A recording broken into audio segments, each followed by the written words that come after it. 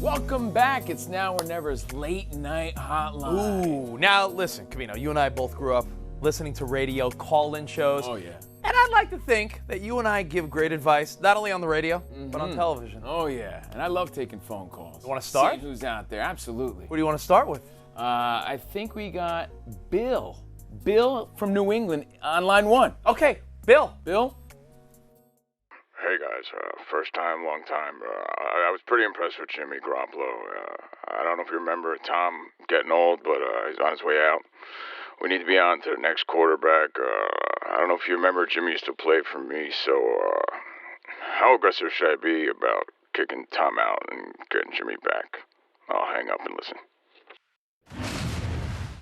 Yeah, thanks for the call, Bill. Wow. Bill Belichick. Listen, when it comes to this Bill Belichick, Tom Brady situation, you know, those are the only two quarterbacks that are undefeated right now. It's like they're the two guys left on the prom court and undefeated in the NFL. By the way, Bill Belichick had his hands full with a whole lot of handsome on that team. Yeah. That's a whole lot of handsome, but why should he be aggressive in the first place? That's 5 years from now. Garoppolo has a 5-year deal. He'll be 32. I don't think he'd want to go back. And Bill, here's my advice to you. Yeah. At this point, retire.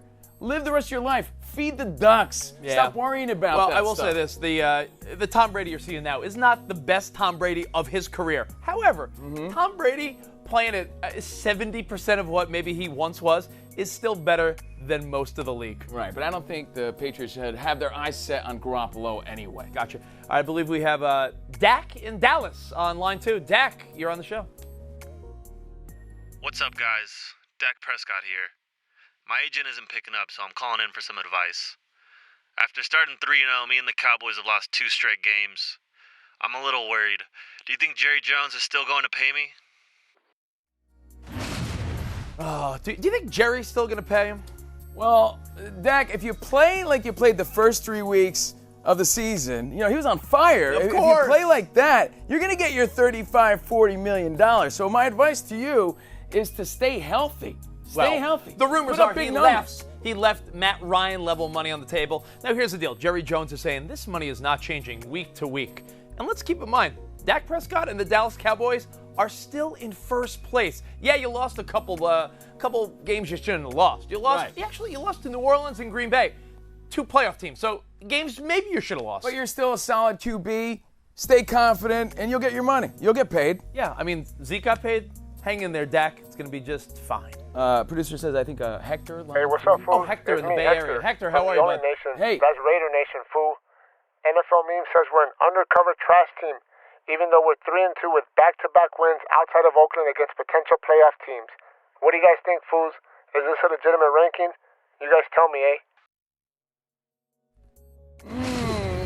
Not trash, but they're not great either. Are the Raiders undercover trash? No. But You know- it seems that what Mayock and Gruden are doing is working a little bit because they're playing a lot better than they used to. Listen, the old school rebuild seems to be working for them. It takes time, and nowadays people have zero patience. Now, when you look at that, they are in the undercover trash category on this meme I saw, which I do love. But you know what? You look at their schedule. They have a soft pocket in their schedule where they could run out like maybe 3 out of 4, and you got to decide, are the Chargers for real? Because if the Chargers are not for real, that goes from 2 losses to maybe a split and 2 wins. Which we don't know yet. So you guys aren't trash. You're like a 500 team on the build, maybe a little better than that, but the defense is improving. So, yeah, I wouldn't say trash, Hector. You know, keep your head up, man. Buddy, you're making moves. Thanks, fool. They're an 8-8 team with a couple things swinging their right way. Yeah. Could be a wild card team. Considering the AFC wild card situation this year, I think a 9-7 team's getting in. And thanks for calling our late night hotline. Who do we have? We have, I believe we have a Dodgers fan. Okay, Dodgers fan, you're on.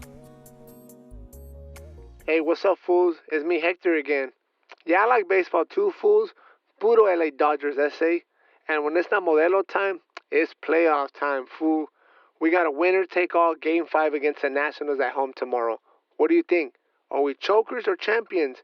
I need answers, SA. I'm stressed. They chokers or champs here? Hector, I say you stop stressing because I think that question's been answered the last 2 years in the World Series. I'm sorry to say this because we got a lot of Dodgers fans. Are you saying that you'd work rather here. see the Dodgers lose in the World Series? No, I'm saying that they've already proven that they're chokers. You know, so I don't think they're going to get past Strasburg. You know I what- just don't. You know Sorry, what it comes guys. down to? Much like in the movie Ferris Bueller's Day Off. Yeah. Bueller. Yes. Does Bueller show up? Because if Bueller We shows don't know. up, the Dodgers win. And you know what? Well, Sometimes- Kershaw says he's ready to play too, but that means that Scherzer is also ready to play. So all guns are out, and I don't know. It's tough. You would think stats would show either way, but when you look at teams that easily advance versus teams that don't easily advance, you would think, oh, does rest at this stage matter? Do you want these guys playing every day and competing? I don't think it matters either way. If you're a Dodgers fan, put on your panic pants and hope that Bueller shows up. Yes. And hope that Strasburg is not, the guy he was most of the season. It all comes down to that. It's great advice. And just for the sake of the spirit here on the show, for our buds that work here. Yeah, we don't need 3 producers know. that are sad all the time. Yeah, So we're go trying to have Dodgers. fun. We're trying to have fun. Go those Dodgers. And thank you again for calling our late night hotline. I believe Baker in Cleveland is on the show. Baker, what's up, buddy? Hey, bros, it's me, Baker Mayfield. Yeah, obviously, I was supposed to be the NFL's #1 bro, chugging beers, rocking my sweet stash, and, sweet dance moves. It's not going according to plan. Everywhere I go, hate. I go to Ohio, hate. San Francisco, hate. New York, hate. I'm getting a little tired of this. My feelings are hurt. I'm not quite sure why everyone hates me. Any thoughts or advice? Love you guys. Love you too, bro. I got to say this, Baker, keep your chin up because there's a thin line between love and hate. There really is. If people hate you, it means you're doing something right in today's world because they're this close to loving you. But the reason they hate you, well, it's all your fault. You sort of put that target on your own back with those dance moves and with that arrogance. Oh, Rick Martel style? Old school WWF? Don't you think? Well, Baker Mayfield is much like a fajita. Let me explain. Oh. You go to a Mexican restaurant. He's tasty. The waiter brings out the sizzling hot plate.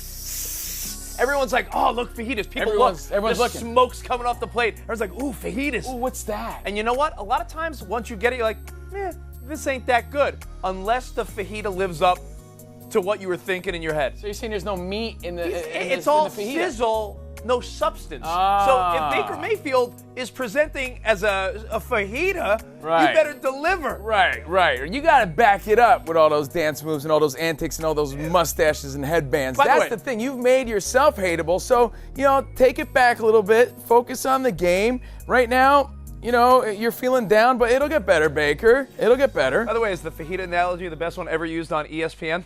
Yeah. I think so. Less sizzle, more substance. One last call on the late night hotline. Okay. It's a quick one from The Flash. You're on.